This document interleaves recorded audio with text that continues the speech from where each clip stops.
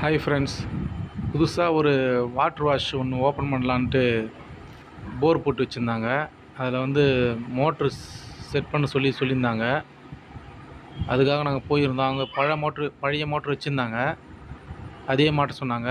அந்த ஓஸு மட்டும் உள்ளக்கிற hose football மட்டும் புதுசு வாங்கி கொடுத்தாங்க. அதை மாட்ட சொன்னாங்க. இது எப்படி மாட்டுறேன்னு பாருங்கள். வீடியோ கொஞ்சம் கிளியராக இருக்காது, முழுசாக பாருங்கள். நீங்களும் மோட்ரு எப்படி மாட்டுறாங்க, என்னென்ன பொருள் தேவைப்படுன்ட்டு இதிலேருந்து நீங்கள் தெரிஞ்சுக்கலாம். இந்த ஃபுட்பால் வந்து நம்ம வந்து போடுறப்போ வந்து எல்லாமே கரெக்டாக ஃபிக்ஸ் பண்ணணும்.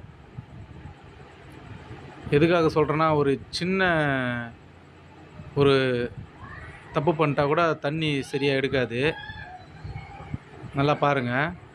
நிப்பெல்லாம் ஃபஸ்ட்டு போட்டு வந்து டைட் பண்ணி எடுக்கணும். எதுக்காகனா, ராங் த்ரெட்டு கூட ஒன்று ராங் த்ரெட் ஏறும். அந்த மாதிரி ஏறினாலும் நம்ம எவ்வளோ டைட் வச்சாலும் அந்த ராங் த்ரெட்டில் வந்து நம்ம நாளடைவில் தண்ணி வந்து கண்டிப்பாக லீக் ஆக தான் செய்யும். இந்த வீடியோ முழுசாக பாருங்கள். ஒரு மோட்ரு ஃபுல்லாக எப்படி மாட்டுறோம் அதை தான் நாங்கள் காட்ட போகிறோம். எல்லாமே நூல் வந்து கரெக்டாக சுற்றிங்க, டைட்டாக சுற்றிங்க. செலாக் கண்டிப்பாக போட்டுங்க. வீடியோ வந்து கொஞ்சம் பெரிய வீடியோ. இதுவே கொஞ்சம் நாங்கள் வந்து ஸ்பீட் பண்ணி தான் போட்டிருக்கேன்.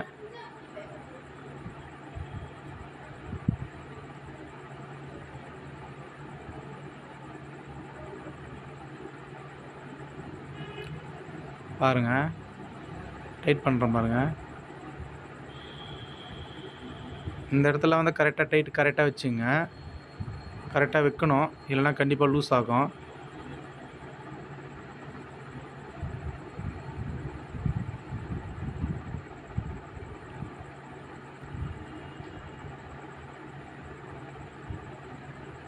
எப்பவுமே வந்து 1 இன்ச் நிப்பிள் வந்து ஃபஸ்ட்டு என்ன பண்ணிக்கணும், நம்ம டைட் பண்ணிக்கணும். ரெண்டாவது தான் 1.25 நிப்பிள் டைட் பண்ணணும்.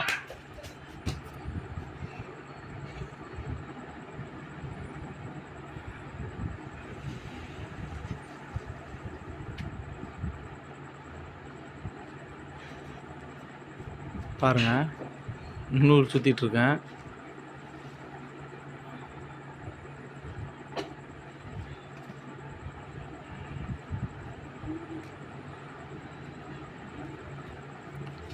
ஒன் இன்ச்சு ஃபஸ்ட்டு போட்டிங்கன்னா 1.25 டைட் பண்ணுறதுக்கு உங்களுக்கு ஈஸியாகவே இருக்கும். ஆனால் அந்த லாஸ்ட் எண்ட் வந்து வெளியே வரதுனால உங்களுக்கு டைட் பண்ணுறதுக்கு ஈஸியாக இருக்கும். ஒருத்தர் ஒரு மாதிரி டைட் பண்ணுவாங்க. இது கொஞ்சம் ஈஸியாக இருக்கும். பார்த்துங்க, ஃபுல்லாக டைட் வச்சுங்க கரெக்டாக. ஏன்னா இது வந்து இப்போ ஒயரிங் வேலையாக இருந்தால் நம்ம வந்து டெஸ்ட் வச்சு பார்த்துடலாம் கரண்ட் வருதா இல்லையான்ட்டு. இந்த ப்ளம்பிங் வேலையில் மட்டும் நம்ம எப்பவுமே எங்கன்னா ஒரு இடத்துல லீக் ஆச்சுன்னா, அதுவும் மோட்ரு போர் வந்து தண்ணி எடுக்கலைன்னா எங்கே தான் லீக் ஆகுது, என்ன தான் ஃபால்ட் ஆகுதுன்னு அவ்வளோ சீக்கிரத்தில் கண்டே பிடிக்க முடியாது. அதனால் எப்பவுமே இந்த ப்ளம்பிங் வேலை போர் மோட்ரு இறக்குறப்ப மட்டும் நம்ம பர்ஃபெக்டாக எல்லாமே பண்ணிக்கணும். இங்கே பாருங்கள், பழைய மோட்ரு எடுத்துகிட்டு வந்து கொடுத்தாங்க. அது உள்ளே வந்து இந்த எம்டியை வந்து உடச்சி எடுத்துகிட்ருக்காங்க அவங்க. அதை கட் பண்ணி எடுக்கிறேன் பாருங்கள்.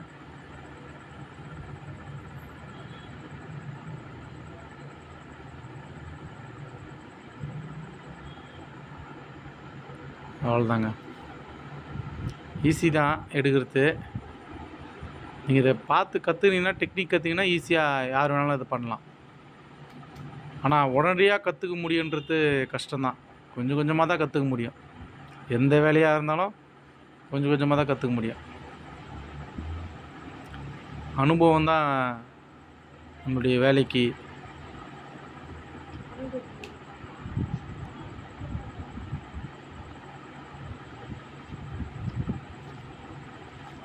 எப்பவுமே வந்து இந்த மோட்டருடைய பெட்டில் வந்து அந்த எம்டியை வந்து போட்டு நம்ம எடுத்ததுக்கப்புறம் ஃபுல்லாக சுத்தம் பண்ணிட்டு தான் அடுத்தது நம்ம எம்டியை போட முடியும். இல்லைனா அந்த இடத்துல த்ரெட்டில் என்ன இருக்குன்னா ஃபுல்லாக தண்ணி கண்டிப்பாக இதில் வந்து படும். தண்ணி பட்டு அந்த த்ரெட்டெலாம் கொஞ்சம் இதுவாகிட்ருக்கும். நீங்கள் ஜிஏ போட்டாலும் சரி, பிவிசி போட்டாலும் சரி, கண்டிப்பாக வந்து அந்த இடத்துல வந்து த்ரெட்டுங்க கொஞ்சம் அடி வாங்க ஆரம்பிச்சிடும், மோட்டருடைய பெட்டில் மட்டும். இந்த போல் நட்டாக இருந்தாலும் சரி. இப்போ வந்து ஃபுல்லாக சுத்தம் பண்ணிக்கலாம். ஃபுல்லாக எல்லாமே சுத்தம் பண்ணணும். ஆக்ஸா பிளேட் போட்டு ஃபுல்லாக சுத்தம் பண்ணிவிட்டு நிப்பில் 1 இன்ச் நிப்பில் எடுத்து நம்ம டைட் பண்ணிட்டு நூல் போடாமல் த்ரெட்டு போடாமல் டைட் பண்ணிவிட்டு அப்புறம் லூஸ் பண்ணிட்டு திருப்பி த்ரெட்டு போட்டு மாட்டினோமா நம்மளுக்கு எப்போவுமே கொஞ்சம் ஈஸியாக இருக்கும். புதுசாக இருந்தாலும் பழசாக இருந்தாலும் ஜிஐ பொறுத்த வரைக்கும் நீங்கள் பிவிசி எப்படி வேணாலும் மாட்டிக்கலாம். ஜிஐ பொறுத்த வரைக்கும் நீங்கள் என்ன பண்ணணும்னா எப்போயுமே வந்து போட்டு பார்த்துக்கணும். போட்டு பார்த்துட்டு கழட்டிட்டு மறுபடியும் போடுறது தான் நல்லது. நூல் சுற்றிட்டு திருப்பி போட்டு இது பண்ணுறது கஷ்டமாக இருக்கும். இதே நீங்கள் இந்த மோட்டருடைய பெட்டிலே நீங்கள் வந்து பிவிசி எம்டிஏ போட்டாலும் ஃபஸ்ட்டு வந்து நூல் போடாத அந்த ஜிஐயில் வந்து நம்ம என்ன பண்ணோம்னா டைட் பண்ணிவிட்டு திருப்பி லூஸ் பண்ணிட்டு திருப்பி நூல் போட்டு தான் போடணும். நீங்கள் ஜிஏனா நீங்கள் இதுமாரி பண்ணிடலாம். பிவிசினா நீங்கள் எப்படி வேணாலும் ஏற்றிக்கலாம். பிவிசி டு ஜிஏனா கண்டிப்பாக வந்து ஃபஸ்ட்டு ஒரு வாட்டி போட்டு பார்த்து தான் திருப்பி போடணும். அதான் நல்லது. இங்கே நாங்கள் 2 பேர் தான் இருந்தோம். ஒருத்தர் வீடியோ எடுத்தார், நான் ஒருத்தராக மாட்டிகிட்டு இருக்கேன்.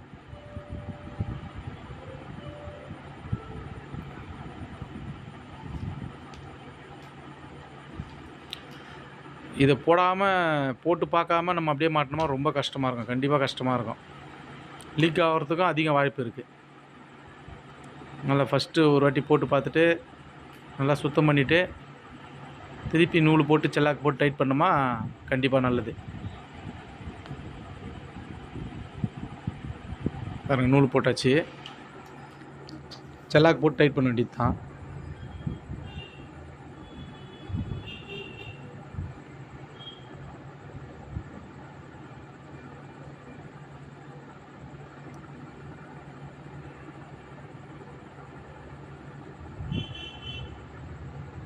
ஃபுல்லாக டைட் வச்சுங்க. ஃபுல்லாக டைட் வைக்கணும்.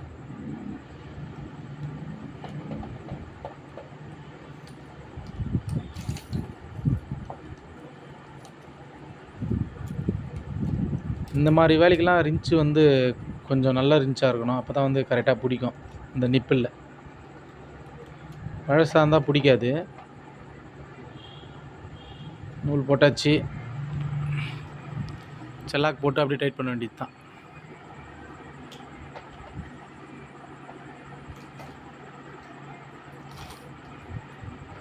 அவ்வளோதான். ஃபுல்லாக டைட் வச்சுங்க. இந்த பழைய மோட்ரு வந்து அவங்க கொடுத்தாங்க, காயில் எரிஞ்சிட்டு இருந்துச்சு. நான் தான் அதை கடையில் கொடுத்து காயில் கட்டி எடுத்துகிட்டு வந்துட்டு சர்வீஸ் பண்ணி எடுத்துகிட்டு வந்து புதுசாக மாட்டுறோம். இந்த வால்வு வந்து தண்ணி ஊற்றுறதுக்கு, ஒருவேளை சப்போஸ் மோட்ரு வந்து தண்ணி எடுக்கலைன்னா அது வந்து தண்ணி ஊற்றி அதில் எடுத்துக்கலாம்.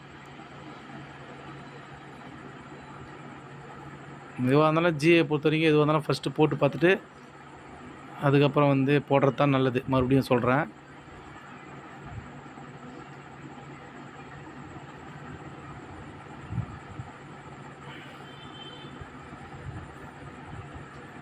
இதேமாதிரி நூலும் கரெக்டாக போட்டுங்க. ரொம்ப அதிகமாகவும் போட்டுக்காதீங்க, கம்மியாகவும் போட்டுக்காதீங்க.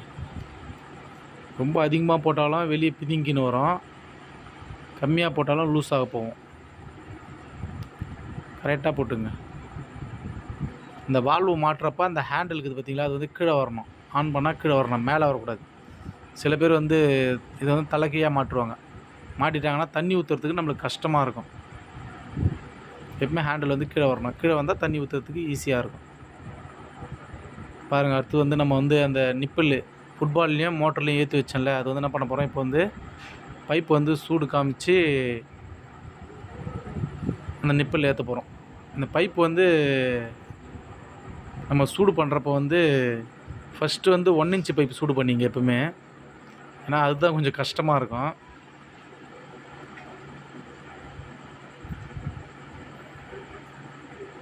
இதுக்கு வந்து இந்த 1 இன்ச்சு பைப்புக்கு வந்து சூடு பண்ணிவிட்டு அதில் வந்து ஒரு சுற்றி உடைய புடி, இல்லை நம்மளே எதனா ஒரு புடி வச்சுருந்தோமா செய்து வச்சுக்கலாம். சுற்றி உடைய புடி இருந்தால் கூட அது உள்ளே விட்டு கொஞ்சம் ஹோல்ஸ் கொஞ்சம் ஃப்ரீ பண்ணிவிட்டு அதுக்கப்புறம் போட்டோமா ஈஸியாக இருக்கும். இந்த சூடு பண்ணுறதுக்கு முன்னாடியே 2 கிளிப்பு உள்ள எஸ்எஸ் கிளிப் 1 இன்ச் கிளிப் வந்து உள்ளே போட்டுங்க. போட்டுன்னு சூடு பண்ணுங்கள். இங்கே பாருங்கள், நான் வந்து அந்த வாஷ் பேஷன் கீழே டைட் பண்ணுவோம்ல டேப்பு, அதுடைய ஸ்பேனர் எப்பவுமே அதுதான் யூஸ் பண்ணுவேன் நான். நிறைய பேர் கட்டை யூஸ் பண்ணுவாங்க. இது வந்து எனக்கு கரெக்டாக இருக்கும். இந்த பக்கம் போட்டால் 1 இன்ச் பைப்பு, அந்த பக்கம் போட்டால் 1 1/4 பைப்பு. சூடு வந்து ரொம்ப அதிகமாக இருக்கக்கூடாது, கரெக்டாக இருக்கணும். அதிகமாகிட்டாலும் நம்ம உள்ளே போடுறப்ப மடிஞ்சிக்கும், கம்மியாகிட்டாலும் உள்ளே போயிட்டு பாதியிலே நின்றுடும். கரெக்டான சூடு இருக்கணும். எல்லா டைமும் கரெக்டாக போட்டுற முடியாது. ஒரு டைமு எதனா ஒரு தப்பு ஆகும் தான், கட் பண்ணிட்டு மறுபடியும் போடுற மாதிரி வரும். பாருங்கள், அந்த ஸ்பேனர் தான் எனக்கு எப்பவுமே வந்து கரெக்டாக இருக்கும். கரெக்டாக அதை போட்ட உடனே கொஞ்ச நேரத்தில் வந்து எப்பவுமே வந்து டைட் பண்ணுறேங்க. வீடியோ வந்து சரியாக எடுக்க முடியல. எப்பவுமே வந்து அதை போட்ட ஓஸ் வந்து சூட்லேயே அந்த கிளிப்பு வந்து ஃபுல் டைட் வச்சுன்னா ஸ்பேனரில் டைட் வைங்க கண்டிப்பாக. சில பேர் வந்து ஸ்க்ரூ ட்ரைவரில் டைட் வைப்பாங்க. ஸ்பேனரில் டைட் வைங்க, ஒரே பக்கமாக வைங்க. அந்த பக்கம் வைக்காதீங்க. நிப்பிளில் வந்து இந்த சைடு ஒரே சைடாக நான் வைக்கிறேன் பாருங்கள். இந்த சைடு கிளிப்பு வந்து ஸ்பேனர் டைட் இருக்கிறது வந்து இந்த சைடு வைங்க. அந்த சைடு இந்த சைடு வச்சோமா இன்னும் கொஞ்சம் ஃபுட்பால் வந்து கொஞ்சம் அதிகமாகும், போரில் போகிறது கொஞ்சம் டைட்டாக போகும். ரொம்பவும் டைட் வச்சா உடச்சிக்கும். சாதா எஸ்எஸ் கிளிப்பு யூஸ் பண்ணாதீங்க, சாதா கிளிப்பு யூஸ் பண்ணாதீங்க, எஸ்எஸ் கிளிப் வந்து யூஸ் பண்ணுங்கள், அப்போ தான் நல்லாயிருக்கும்.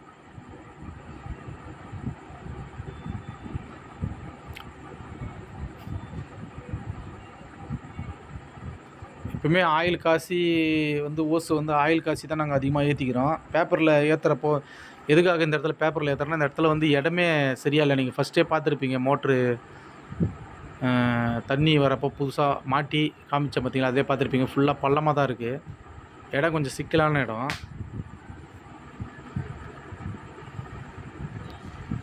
1 இன்ச்சு ஓஸ் ஏற்றிட்டிங்கன்னா 1 1/4 ஓஸும் ரொம்ப ஈஸியாக தான் இருக்கும். உங்களுக்கு ஈஸியாக ஏற்றிடலாம். எப்பவுமே 1 இன்ச் ஓஸ் தான் கஷ்டமாக இருக்கும். அதனால் ஃபஸ்ட்டு எப்பவுமே 1 இன்ச் ஓஸ் ஏற்றிக்கணும்.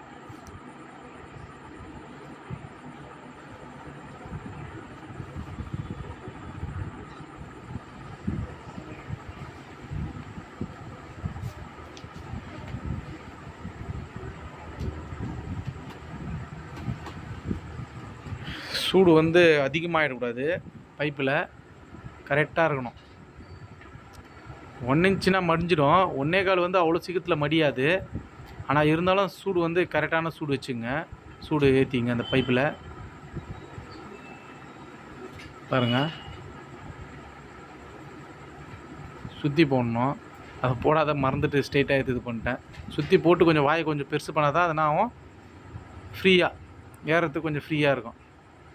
அவ்வளோதான். இது 2 பேர் பிடிச்சி ஏற்றணும். ஒருத்தர் என் கூட வந்து ஒரு வீடியோ எடுக்கிறதுனால நானே ஒண்டியே ஏற்றிட்டுருக்கேன். சூடு பண்ண உடனே மறுபடியும் சொல்கிறேன், கிளிப்பை கண்டிப்பாக டைட் பண்ணிடணும். உடனடியாக டைட் பண்ணுறேங்க. அப்போ தான் அந்த சூட்டோடு அந்த கிளிப்பு பிடிச்சா தான் அது வந்து நல்லாயிருக்கும். சில பேர் கிளிப்பு கூட போட மாட்டாங்க, அப்படியே மாட்டுவாங்க, தண்ணி லீக் ஆகாது. இருந்தாலும் நம்ம கிளிப்பு போடுறது வந்து நல்லது. கிளிப்பு போடுறதும் நல்லது, கயிறு கட்டி இறக்குறதும் நல்லது ஓஸுக்கு எப்பவுமே. நிறைய பேர் வந்து இப்போ மோட்டர்லாம் வந்து கயிறு கட்டுறதே இல்லை. கம்ப்ரஸராக இருந்தால் கயிறு கட்டாமல் இறக்கிடலாம். இந்த ஜெட்டு மோட்டரை பொறுத்த வரைக்கும் கண்டிப்பாக கயிறு கட்டி தான் இருக்கணும். எதுக்காக சொல்கிறேன்னா, எனக்கே ஒரு டைமு ஓஸ் இதுமாரி போரில் வந்து உடச்சின்னு போய் உள்ளே வின்ட்டுருக்கு. அது மறுபடியும் நாங்கள் எடுத்துட்டோம், கயிறு இருக்கிறதுனால எடுத்துட்டோம். மற்ற கயிறு இருக்கிறது நல்லது. கண்டிப்பாக வலையே போட்டுருங்க. புது போரில் இருக்கிறப்போ எப்பவுமே வந்து வலை வந்து கன்ஃபார்ம் போட்டாகணும். பழைய போராக இருந்தாலும் வலை போடுறது நல்லது. வலை வந்து சில பேர் வந்து ரொம்ப மண் வருதுன்ட்டு 2 வலை 3 வலை போட்டுருவாங்க, கொஞ்சம் கனமான வலை போட்டுருவாங்க. அந்தமாரி போடக்கூடாது. இதுக்கான வலை வைக்கும், அது ஒன்று தான் போடணும். அந்தமாரி போட்டிங்கன்னா தண்ணி கொஞ்சம் ஸ்லோவாக எடுக்கும், ஹேர் கொஞ்சம் வலிக்கிறதுக்கு மோட்டர் கஷ்டப்படும். பாருங்கள், போரில் இறக்கியாச்சு. இந்த இடம் பாருங்கள், ஃபுல்லாக பள்ளமாக இருக்குது பாருங்கள். இந்த வாட்டர் வாஷ் வந்து முடிகிற மட்டும் எல்லாத்தையும் எடுத்து போடுறேன் பாருங்கள். இப்போ வந்து மோட்ரு கீழே பெட்டில் அந்த நிப்பிள் போட்டோம்ல அதை வந்து நம்ம ஏற்றிக்கலாம். ஓஸ் வந்து போர் உள்ளே போட்டு இந்த லாஸ்ட் எண்டு வந்து அளவு எவ்வளோ கரெக்ட் ஆகுதுன்னு வச்சு சைஸாக கட் பண்ணிங்க. கட் பண்ணிட்டு ஃபஸ்ட்டு 1 இன்ச் ஏற்றிங்க. இந்த ஓஸ் வந்து ஹீட் பண்ணி ஏற்றுறப்போ எதனா ஒன்று மேலே கீழே ஆயிடுச்சுன்னா கண்டிப்பாக 2த்தையும் அறுத்து தான் மறுபடியும் போடணும். எதுவுமே மேலே கீழே வந்து போடாதீங்க.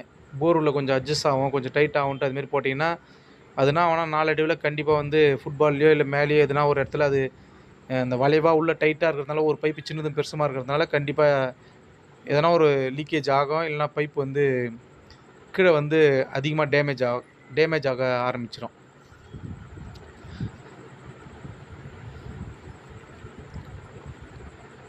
காற்று ஓவராக அடிக்குது. இது ஒரு காலி இடம்.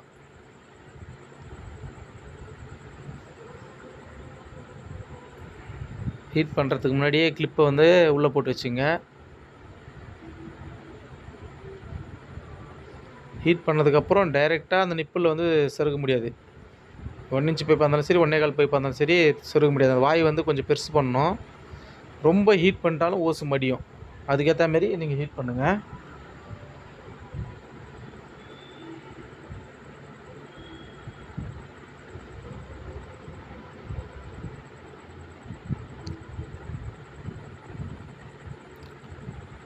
பாருங்கள், அதே பைப்பு தான், வாஷ் பேஷனு ஸ்பேனர் தான்.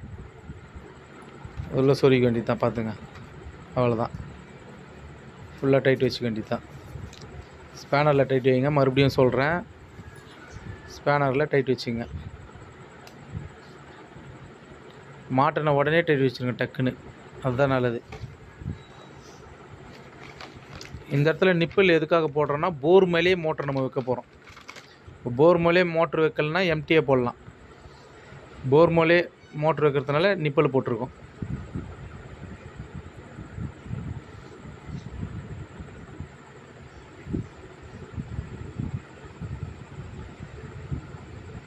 இந்த கிளாம்ப் வச்சு பார்க்குறேன் கரெக்டாக இருக்குதா இல்லைன்ட்டு. அந்த கேப் வச்சு பார்க்குறோம் செட் ஆகுமா, இல்லை எப்படி போர் மேலே எப்படி உட்கார வைக்கிறதுன்னு பார்க்குறோம். அடுத்து 1.25 பைப்பு. இங்கே பாருங்கள், சைஸ் வந்து கொஞ்சம் பெருசாகிடுச்சுன்ட்டு அறுத்துட்றேன். சைஸாக அறுத்துட்டு ஒரு 2 இன்ச்சு 3 இன்ச்சு இது கொஞ்சம் பெருசாக இருக்குன்ட்டு அறுத்துட்டு கரெக்டான சைஸில் போடுறேன்.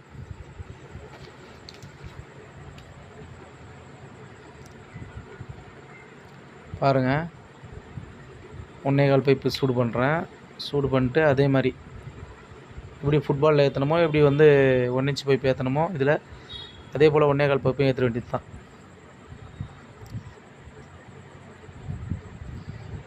வீடியோவை முழுசாக பாருங்கள். இது வந்து நீங்கள் வேலை செய்யலனாலும் மற்றவங்க வந்து உங்கள் வீட்டில் வந்து வேலை செய்கிறப்போ, ப்ளம்பர் வச்சு நீங்கள் வேலை செய்கிறப்போ இந்தந்த பொருள் தேவைப்படும், இதெல்லாம் எப்படி பண்ணலான்ட்டு நீங்கள் தெரிஞ்சுக்கலாம்.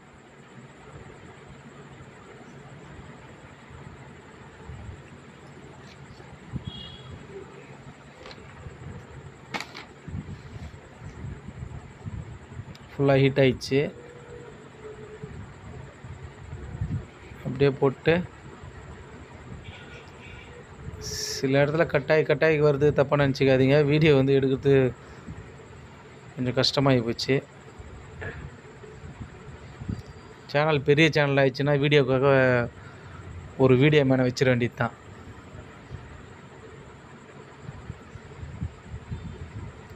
ஃபுல்லாக டைட் வச்சாச்சு. பார்த்துங்க, அப்படியே தூக்கி போர் உள்ள வந்து ஓசை இறக்கிட்டு பெட்டை தூக்கி அப்படியே மேலே வச்சிட வேண்டியது தான். அப்படியே போச்சுன்னா அவ்வளோதான். இங்கே பாருங்கள், கிளாம்பு போட்டாச்சு. பாருங்கள், போடுறது கொஞ்சம் காட்ட முடியல. அந்த பள்ளத்தாண்டை வந்து 2 பேர் நிற்க முடியாது, சரிஞ்சு விழுது பள்ளத்தில், கரெக்டாக சென்டராக இருக்கிறதுனால. பாருங்கள், ஃபுல்லாக செட் பண்ணியாச்சு. மோட்ரு போட்டு லைன் போட்டு தண்ணி வருது. நல்லா பாருங்கள். இந்த போர் கிளாம்பு போடுறதெல்லாம் கண்டிப்பாக போர் கிளாம்ப் போட்டு தான் ஆகணும். போர் கிளாம்ப் வந்து எப்போவுமே ஓஸுக்கு கீழே போடுங்க, நிப்பிளில் போடாதீங்க, ஓஸில் போடுங்க. வீடியோ பிடிச்சிருந்தால் லைக் பண்ணுங்கள், ஷேர் பண்ணுங்கள், கமெண்ட் பண்ணுங்கள். பிடிச்சிருந்தா